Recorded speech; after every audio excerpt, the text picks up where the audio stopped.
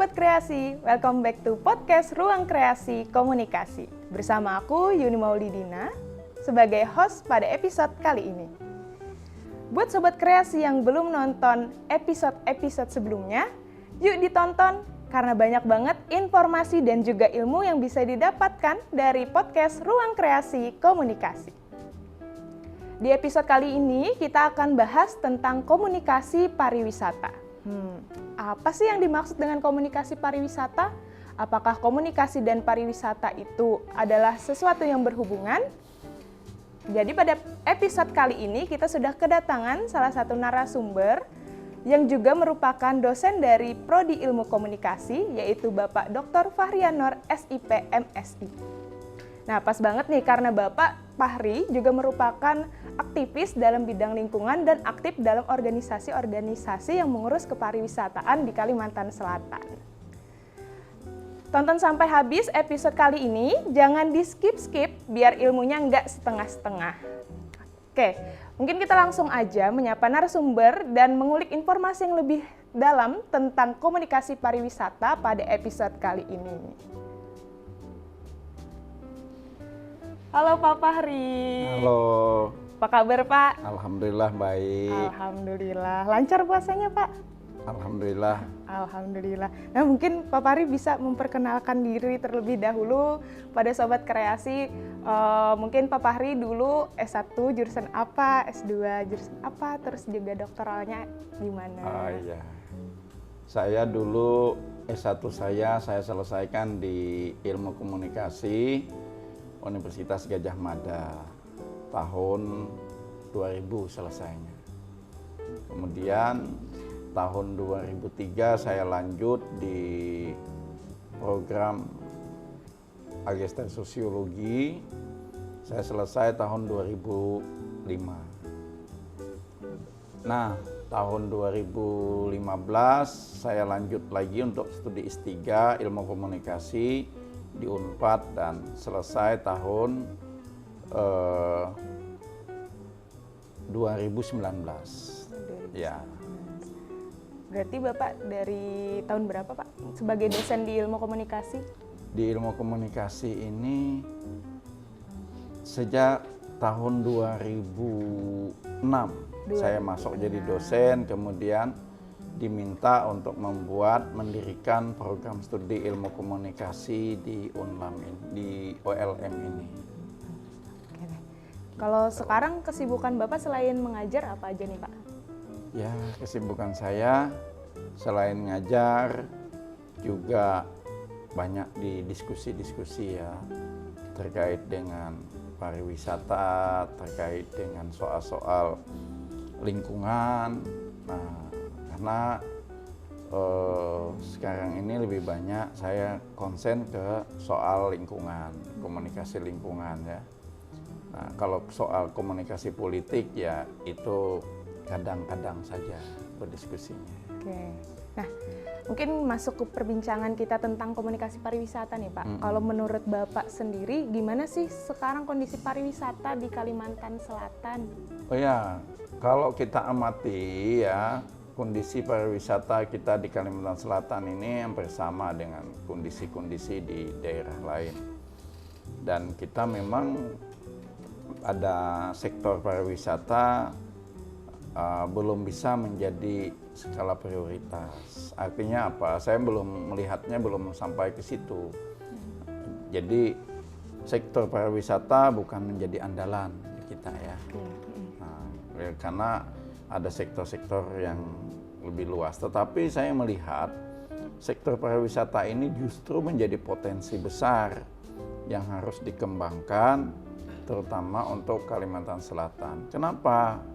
Karena bagaimanapun juga kita ini punya potensi yang sangat besar itu dalam hal ekowisata. Ekowisata. Ya, di mana wisata yang berbasis pada ekologi ini menjadi menarik sesungguhnya untuk bisa dikelola secara maksimal. Ada sungai, ada pegunungan beratus, ya. Kemudian ada pantai, Nah, dan banyak lagi lah ya, yang itu bisa dimaksimalkan. Nah, tetapi sangat disayangkan ini belum begitu fokus dalam hal pengelolaan pariwisata ini. Salah satunya adalah ketidakfokusan itu di dalam aspek komunikasi dan promosi. Komunikasi dan promosi. Ya. Jadi kalau di dalam pariwisata sendiri itu komunikasi itu perannya sebagai salah satu salah satu strategi untuk mempromosikankah atau seperti apa itu Pak? Ya. Hubungan antara komunikasi dan pariwisata tadi? Kalau orang tidak mengenal, apakah orang mau datang? Nah, orang itu kita sebagai manusia saja dalam berinteraksi itu kenal dulu. Yeah. Nah, proses pengenalan inilah yang belum begitu gencar, belum begitu maksimal. Padahal saat ini semua aspek kehidupan kita berbasis pada informasi. Nah, ini perlu didesain ya, perlu dikembangkan strategi-strategi promosi yang itu dapat nantinya meningkatkan minat orang untuk lebih berkunjung ke Kalimantan Selatan. Nah, baik itu kota Banjarmasin, baik itu kabupaten-kabupaten lain, semuanya harus segera berbenah. Apalagi sekarang ini kan kita mau, ya mudah-mudahan ya, sebagai dicanangkan di Kalimantan Timur ibu kota negara. Nah, tentu aspek-aspek pariwisata harus mendukung itu. Kemana orang ketika lelah bekerja sekian hari, orang kan perlu refreshing. Nah, di sini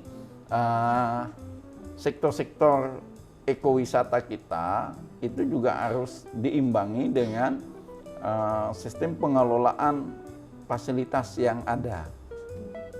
Nah, di mana misalnya penginapan, transportasinya, kemudian ekonomi kreatif masyarakatnya juga harus digerakkan. Jadi semua sektor yang membackup pariwisata itu sebenarnya harus bergerak. Nah, dilalahnya ini saya belum melihat itu ya. Kita misalnya di Kalimantan Selatan ini ada banyak sekali potensi desa wisata. Itu juga belum ada pendampingan yang serius. Nah, kita dari Universitas Lambung Mangkurat kemarin ikut secara aktif melakukan pendampingan itu, terutama di Desa Bilangian ya, Kabupaten Banjar, Kecamatan Aroneo itu. Nah, saya ikut terlibat di situ. Nah, apa yang harus kita dampingi? Nah, kita mendampingi masyarakat dalam konteks penguatan kelembagaannya. Ada penguatan kelembagaan itu kan akan bicara administrasinya, akan bicara bagaimana mereka mengemas sebuah produk-produk secara kreatif, packagingnya. Nah, kemudian dalam aspek pariwisata itu juga harus ada storytellingnya. Nah, kalau itu semua belum tersedia, ya bagaimana orang mau kenal? Kritik saya misalnya terhadap pariwisata di Pasar Terapung ya. Pasar Terapung. Pasar Terapung itu kan begitu dikenal orang sampai mancanegara. Tetapi Pasar Terapung itu tidak memiliki storytelling.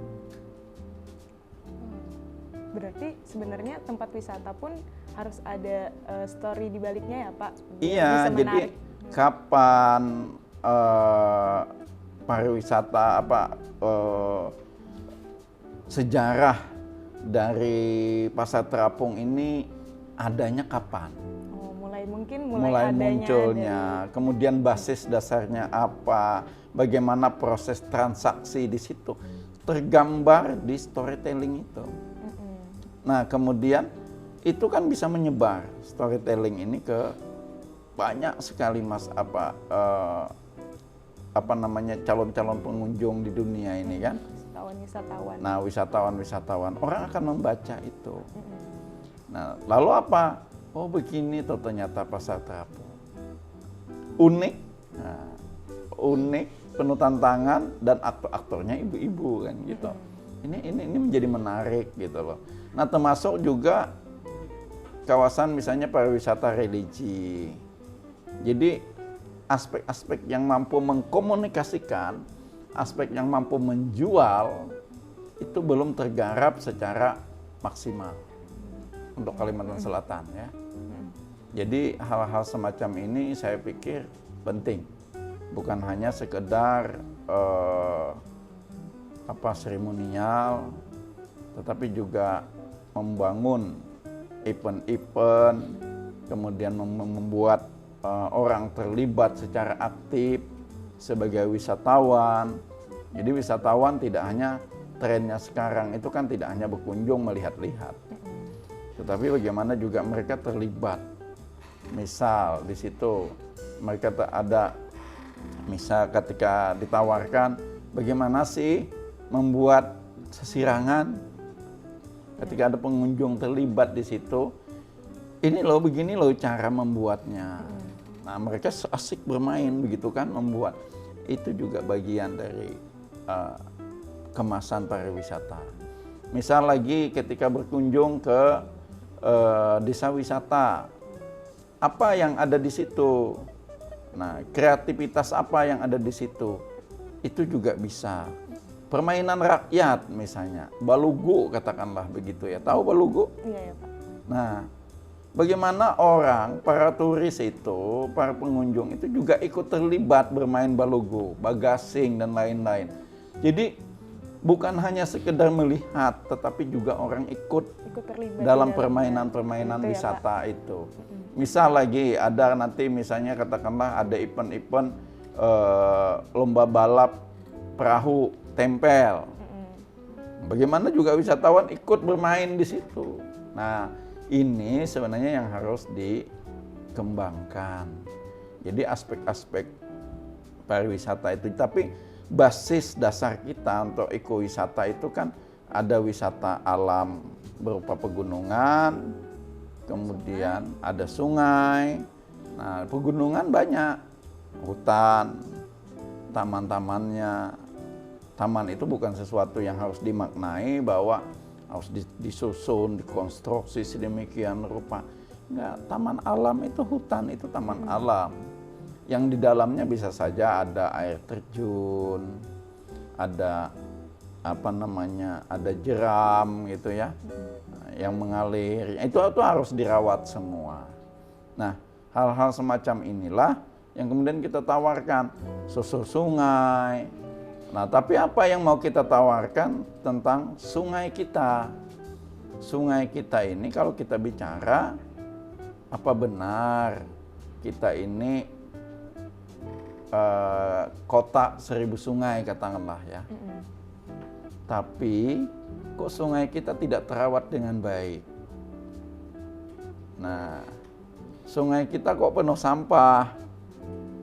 Nah, kalau fakta-fakta semacam ini kita sajikan kepada wisatawan, apa yang bisa kita jual?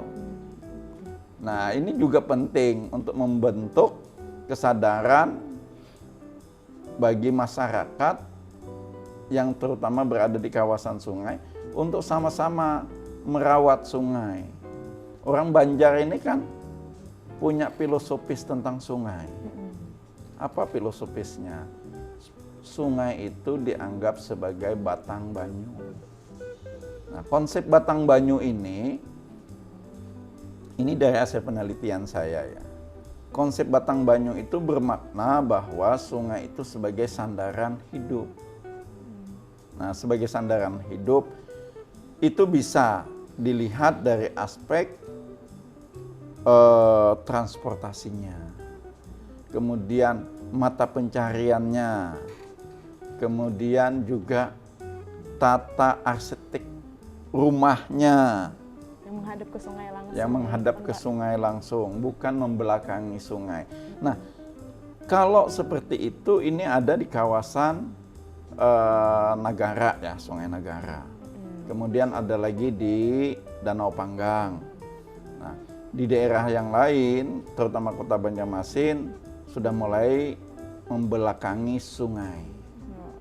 Jadi artinya sungai tidak sebagai serambi depan, Sudah jadi bagian belakang dari sudah rumah menjadi masyarakat gitu, Pak. menjadi di belakang. Jadi kalau kita kembali kepada filosofi sungai tadi sebagai batang banyu, itu sudah mulai ditinggalkan. Padahal kenapa? Padahal sungai itu bisa menjadi pilihan transportasi alternatif. Di tengah kita terancamnya kemacetan gitu ya. Nah, pada sungai ini kan menarik nih. Bagaimana kita menghidupkan kembali sungai ini, menjaga merawat kesehatan sungai. Sungai itu harus sehat. Sungai sehat itu ditandai dengan kualitas air yang bagus. Nah, siapa yang akan menjaga itu? Ya kita semua. Nah, kalau sudah sebegitu, lalu apa yang selanjutnya? Sungai ini akan bernilai wisata. Orang akan nyaman. Saya membayangkan ya, di Kota Banjarmasin ini ada sungainya bagus, bersih gitu kan ya misalnya. Kemudian ada seniman-seniman yang menampilkan kreativitasnya di Siring. Pengamen bukan lagi ngamen di pertigaan, tetapi di situ mereka punya wadah yang bisa untuk bisa mereka menampilkan kreativitas mereka. Nah, ini kan menarik gitu loh. Kemudian ada orang yang misalnya di situ bisa baca puisi atau apa. Jadi sungai ini, sepanjang sungai itu adalah ada pertunjukan-pertunjukannya. Jadi itu menarik wisatawan sendiri kan Pak, misalnya ini ada wisata alamnya, juga ada kesenian yang ditampilkan dalam satu tempat langsung kayak gitu. Oke, nah tadi Bapak ada menyinggung tentang penelitian Bapak nih. Bapak sendiri ada melakukan penelitian dalam bidang pariwisata ataupun lingkungan, ini apa aja Pak? Atau kedepannya mungkin juga ada rencana penelitian terbaru? Ya, karena saya serius terhadap persoalan lingkungan, terutama aspek komunikasi lingkungan. Saya sudah ini 2 kali ini ya mau melakukan penelitian tentang sungai. Ini terkait dengan pola yang ke depan itu terkait dengan pola adaptasi masyarakat tepian sungai dalam menghadapi banjir. Nah, itu berhubungan dengan tata nilai kearifan lokal. Karena bagaimanapun juga masyarakat juga saya yakin seringkali berhadapan dengan banjir. Tetapi mereka punya cara untuk bisa menghadapi bencana ini dalam artian mitigasi yang berbasis pada kearifan lokal. Nah, ini seperti apa? Itu nanti akan saya lakukan penelitian. Nah, tetapi yang jelas dari hasil kita penelitian tentang sungai, banyak orang yang menyandarkan hidupnya dari situ. Coba kita perhatikan komunitas angkutan sungai. Komunitas angkutan sungai itu apa? Kelotok, orang Banjar kan? Nah, kata orang Banjar begitu. Di sini banyak sekali. Nah, kalau sekarang ini udah kita bisa merasakan, sekarang kan turun karena situasi pandemik. Orang untuk berwisata juga menjadi terbatas, interaksi mobilitas dan interaksi orang menjadi serba terbatas. Nah, tetapi nanti kan COVID ini tidak akan lama juga. Kita yakin lah itu ya. Mudah-mudahan tidak lama karena sudah ada vaksin segala macam, orang kemudian dibuka ruang-ruang untuk bisa berinteraksi secara sehat. Nah, aspek pariwisata ini akan menjadi booming nanti. Nah, kalau kita tidak menyiapkan itu, ya nanti kita akan tertinggal. Sektor-sektor wisata itu digarap, tetapi cara penggarapannya adalah harus tetap mengedepankan partisipatif. Bagaimana masyarakat secara partisipatif terlibat melalui komunitas-komunitas atau kelompok-kelompok mereka. Komunitas-komunitas ini kan yang dinamakan dengan Pokdarwis. Kelompok sadar wisata. Kelompok ya, Pak? sadar wisata. Nah, ini yang bisa kita kembangkan. Sebenarnya ada lagi, kalau kita memotret potensi air kita ya. Nah, kalau air itu, sungai itu, danau bisa sebagai basis ekowisata. Di mana kalau kita perhatikan ya, hulu sungai selatan, Nagara, sampai ke hulu sungai utara, itu kan isinya air semua. Danau, luas sekali. Nah, saya membayangkan ada masyarakat atau siapapun investor yang bisa mengelola itu dengan baik. Mengelola potensi yang ada berarti ya, Iya. Pak? Dimana kalau kita perhatikan aja ya, kalau sepanjang mata memandang itu kan bunga teratai. Nah, bunga teratai jauh banyak gitu ya. Nah, kalau itu dikemas, bisa dikelola dengan baik, kemudian ada homestay terapung gitu kan, yang disiapkan oleh pemerintah daerah ataupun investor, saya yakin ini menjadi sebuah kawasan wisata yang sangat bernilai bagi masyarakatnya, bagi pemerintahnya, bagi banyak orang lah. Karena daya tariknya tadi ya, Pak? Betul, karena di Indonesia itu saya belum melihat ada daerah yang memang punya potensi seperti itu. Kita bisa menyebutnya katakanlah water garden, taman air gitu kan. Nah, ini gimana ini? Nah, kalau Belanda itu kan mereka bisa mengemas rumah-rumah terapung secara modern tentunya. Nah, kita juga bisa kita itu, asal memang harus ada desainnya, perencanaan yang baik. Tetapi potensi kita punya potensi itu. Kalimantan Selatan punya itu. Berarti tinggal gimana pemerintah dan juga masyarakatnya ini ya, Pak, berkolaborasi mungkin untuk untuk mengembangkan potensi yang ada, jadi salah satu tempat pariwisata yang terbarukan seperti itu ya, Benar. Pak? Oke. Nah, Bapak sendiri ada pesan nggak nih buat sobat kreasi semua yang nonton biar bisa menghargai dan juga mungkin mengerti tentang lingkungan, biar bisa mengelola pariwisata secara baik? Iya, saya melihat potensi pariwisata itu ada di tangan anak-anak muda. Ya. Nah, kenapa? Maka namanya juga Kementerian Ekonomi Kreatif dan Pariwisata dan Ekonomi ya. Kreatif, Parekrafnya.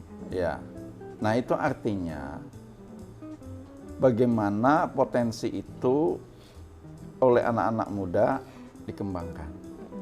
Di sini anak-anak muda kan kreatif nih dalam mengemas, kemudian mempromosikan, ada di sosial media seperti apa.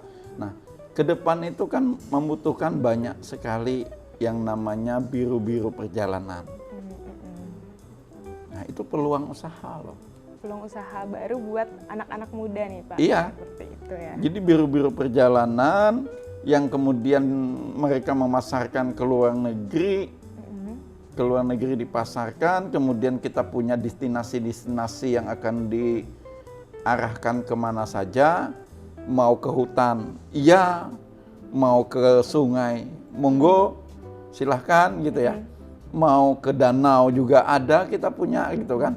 Nah, mau kemana lagi gitu kan. Nah, ini destinasi-destinasi wisata ini di Kalselnya harus terpetakan dulu. Nah, kemudian di kelompok-kelompok anak muda ini secara kreatif bisa membuat biru-biru perjalanan. Nah, tentu dengan dibekali banyak keterampilan ya. Keterampilan bahasa, keterampilan cara berkomunikasi dengan orang, kemudian perilakunya seperti apa. Jadi itu yang harus disiapkan gitu loh. Nah, jadi kita nantinya peluang-peluang seperti itu harus digarap.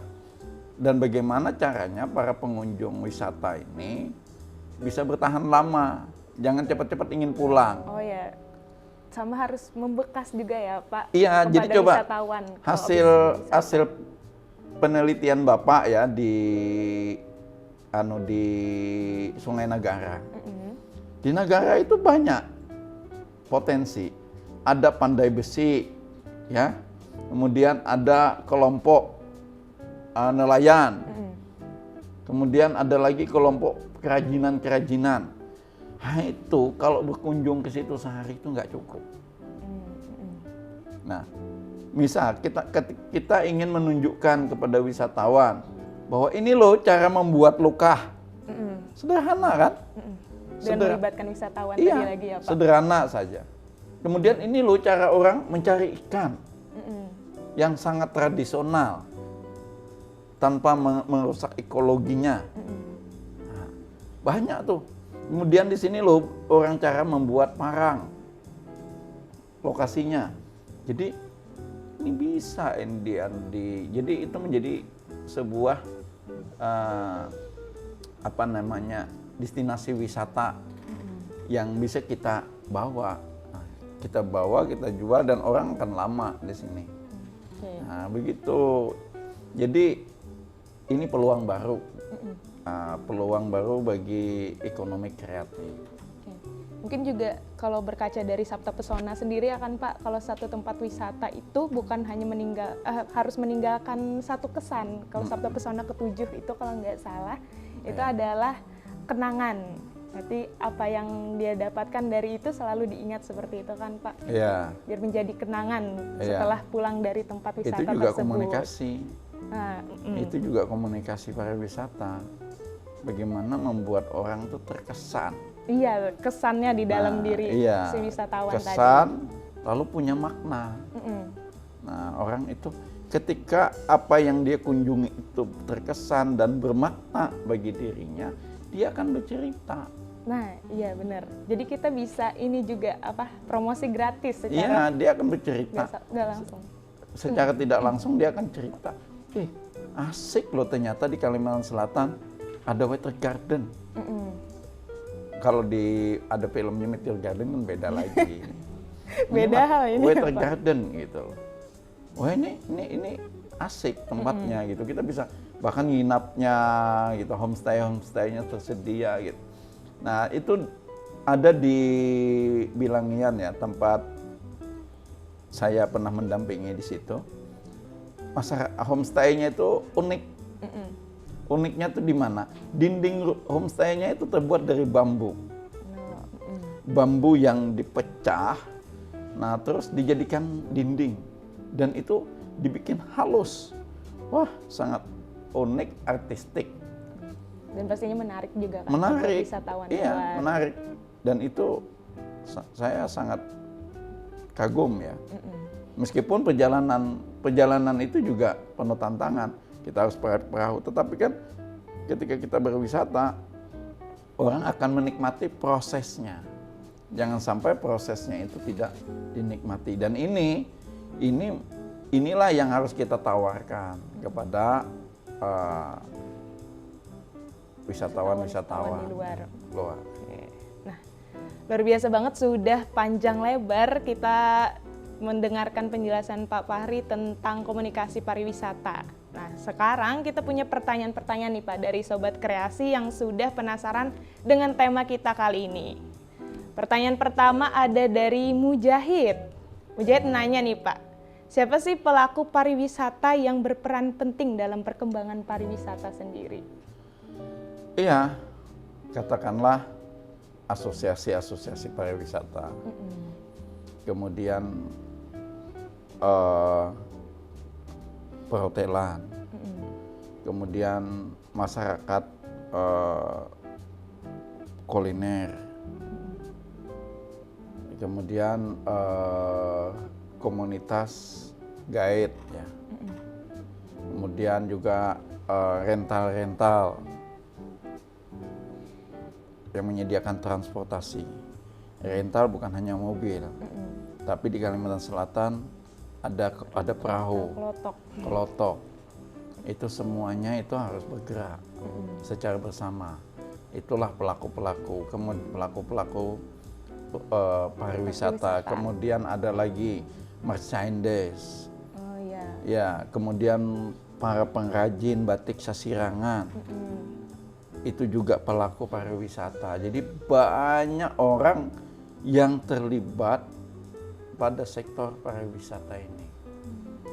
Nah, kalau itu wisata kita itu semakin kuat, saya yakin kita tidak harus menggali perut bumi.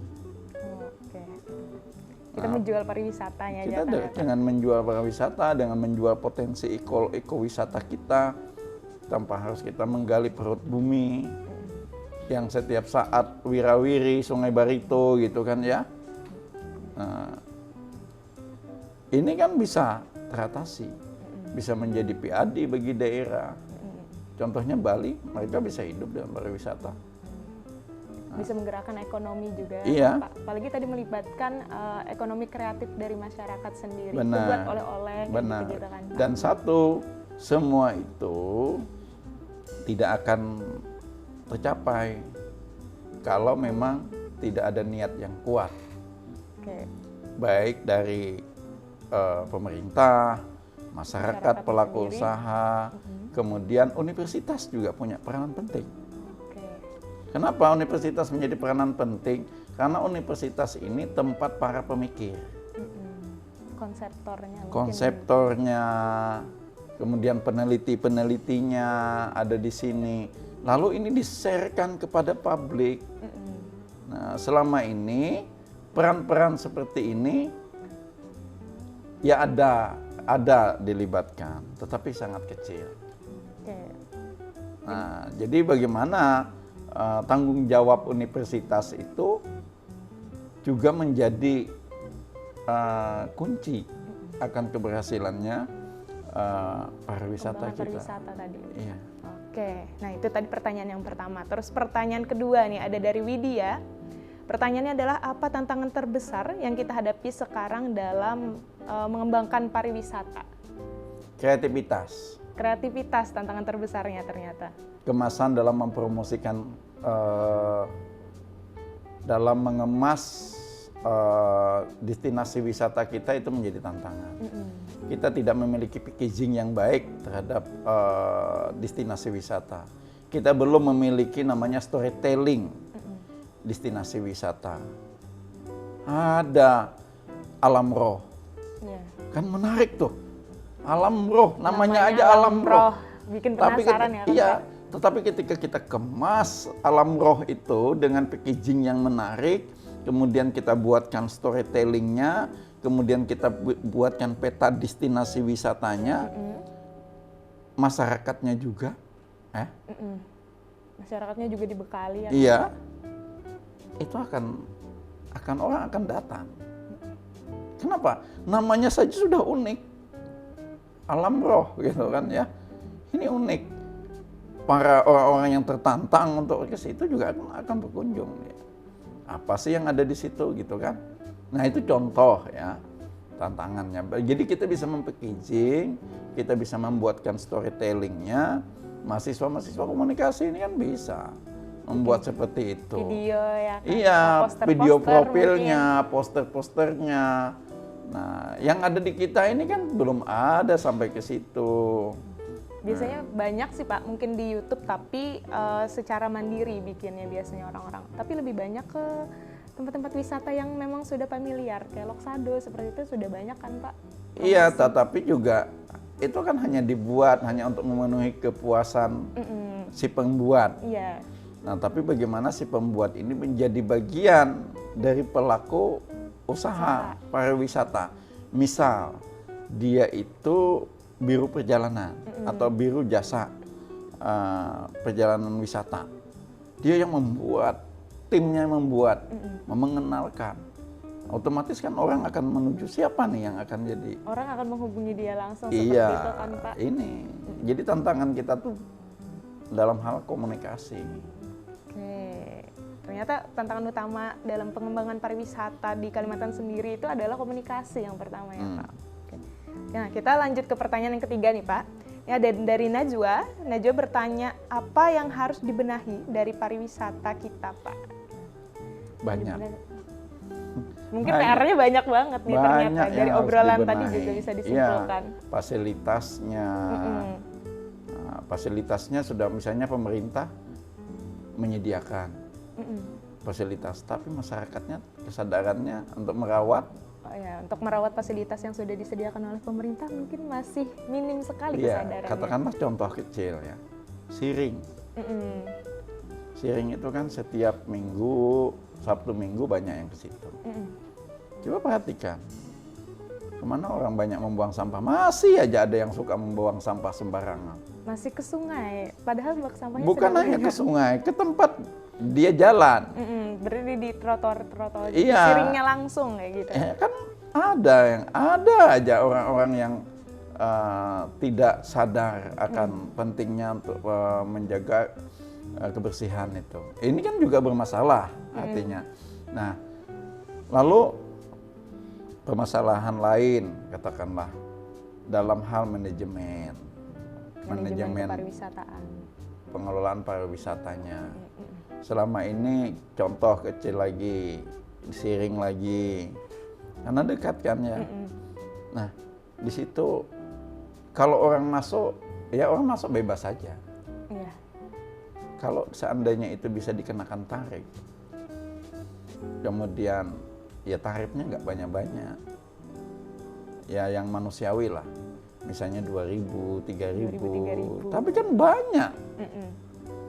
Tapi apa yang dilakukan situ? Dengan dana yang seminim itu, pemeliharaan akan jalan. Nah, kemudian orang juga setelah masuk, apalagi yang ada di sana, oh bisa susur sungai, naik perahu seperti yang terjadi saat ini. Tapi safety-nya juga harus dijaga. Nah, ada pemandunya. Nah, selama ini saya belum melihat ada pemandu itu. Pemandu itu maksudnya keamanan mereka, keamanan pengunjung. Jangan sampai tiba-tiba ada yang nyebur ke sungai gitu kan. Nah, termasuk di kawasan wisata yang lain. Katakanlah ekowisata yang lain itu ke hutan, ke gunung misalnya ya. Nah, di situ masyarakat secara mandiri terlibat. Nah, idealnya begitu. Terlibat, kemudian mereka juga menjadi pelaku. Nah, ini juga menjadi tantangan. Siapa yang akan mendampingi? Nah, kalau seharusnya kan ada pendampingan itu. Nah, kalau belum ada pendampingan begitu, nah kita akan kesulitan. Nah, saya dalam hal ini ya tetap konsisten juga untuk melakukan pendampingan. Ya mudah-mudahan nanti nih Universitas Lambung Mangkurat kita ini mendukung ya untuk saya diminta tuh ada mendampingi desa wisata Pak Ao ya namanya. Di situ tuh ada air terjun, ada kemudian hutan ya di Aronio ya. Nah, itu juga harus didampingi. Didampingi supaya apa? Supaya nanti ke depan desa wisata itu bisa jalan. Kemudian juga yang tidak kalah penting selama ini yang harus digarap adalah keterlibatan stakeholder, yaitu para pengusaha. Nah, dunia perbankan harus punya tanggung jawab juga. Melalui apa? Melalui program CSR-nya. Fokuskan ke situ, bantu masyarakat, dan itu akan mendapatkan nilai lebih tentunya. Ini yang harus menjadi tantangan kita ya. Lumayan banyak ya Pak tantangannya. Oh banyak, komunikasi banget. wisata itu banyak. PR. Banyak komunikasi pariwisata itu. Oke, nah mungkin kita ternyata udah lumayan panjang nih ngobrol-ngobrolnya dari Bapak sendiri. Apa sih yang ingin disampaikan tentang komunikasi pariwisata ini kepada Sobat Kreasi semua yang nonton? Yang sangat penting adalah ayo kita merawat lingkungan kita dengan baik. Kalau lingkungan kita sebaik apapun, kalau tidak dirawat, Seindah apapun Tuhan sudah menganugerahi kita dengan lingkungan yang baik, kalau kita tidak merawat, tetap akan rusak. Bumi ini hanya satu, tapi diperebutkan oleh ribuan bangsa. Maka harus dijaga. Nah, sehingga ketika kita menjaga lingkungan, maka lingkungan juga akan menjaga kita. Kualitas hidup yang masyarakat itu akan terlihat. Kualitas lingkungan mencerminkan kualitas hidup masyarakat itu. Seperti yang saya sampaikan kan waktu kuliah itu. Saya selalu menekankan begitu.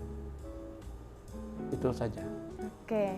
Nah, pertanyaan-pertanyaan tadi udah dijawab oleh Pak Fahri sebagai narasumber kita pada hari ini. Seru banget tadi bincang-bincang kita pada podcast Ruang Kreasi Komunikasi episode Komunikasi Pariwisata. Nah, kami juga menyampaikan terima kasih banyak buat Pak Fahri yang sudah menyempatkan waktu untuk datang bersedia menjadi narasumber pada podcast kali ini. Ya, terima kasih juga buat Sobat Kreasi yang sudah setia nonton podcast kali ini sampai akhir. Nantikan episode-episode Ruang Kreasi Komunikasi yang lainnya. Dan jangan lupa like, komen, juga subscribe YouTube channel kita, Komunikasi ULM.